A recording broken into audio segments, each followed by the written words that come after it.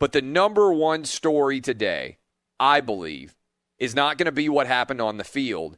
It's going to be Mookie Betts taking a knee. And him taking a knee right after he just signed the massive contract that he did is going to overshadow, I think, virtually everyone else in Major League Baseball. I know the Giants had their manager, Gabe Kapler, who I know and is a good dude. I like him a lot, smart guy. I got to know him when he worked at Fox. He's entitled to his political opinions. Certainly everybody out there is entitled to their political opinions. But I think what baseball has to be careful of is the same thing that happened to the NFL, and I think the same thing that happened to the NBA. And I think teams and leagues and athletes and owners are getting seduced by the idea that fans want politics on the field mixed with their sports. I think people on social media want that. I think the reality is the vast majority of fans, people who are hardcore sports fans, they come to sports to escape the serious things in their life.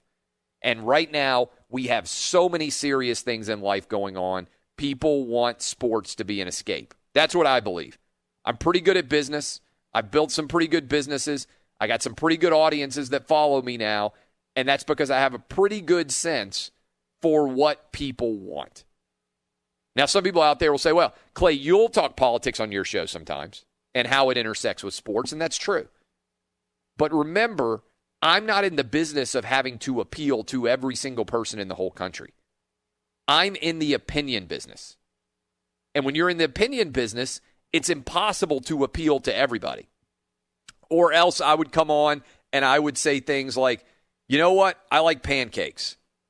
And I also don't like cancer. And I like grandmas. And I like babies. And I like hot dogs.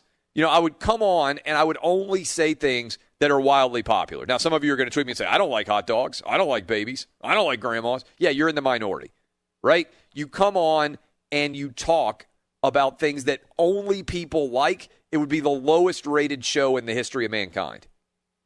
I'm in the opinion business. I come on and I am 100% authentic with you every day. I'm not in the sports business.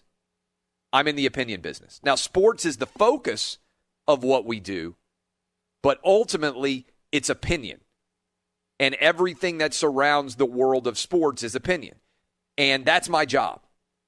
If I owned a team, if I was the commissioner of a league, if I was someone who was designed by their business to appeal to 100% of the population, I would make my excellence as an athlete my hallmark.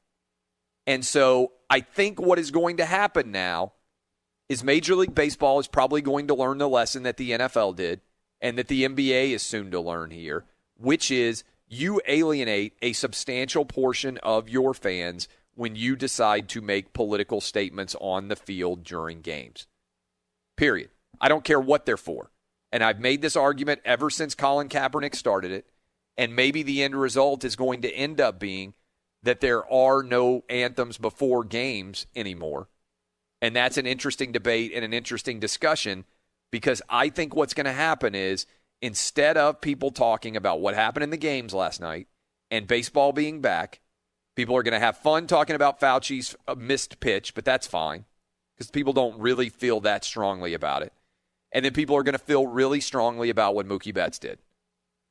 And Mookie Betts is going to become a flashpoint for many people in that they are going to choose not to watch sports for the same reason they chose not to watch sports for Colin Kaepernick or not to watch sports because they've decided the NBA has become too political.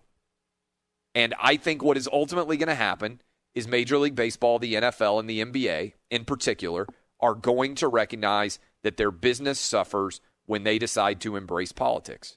And what they're also going to realize is social media is not the real world, and the people they're making happy on social media aren't actual sports fans.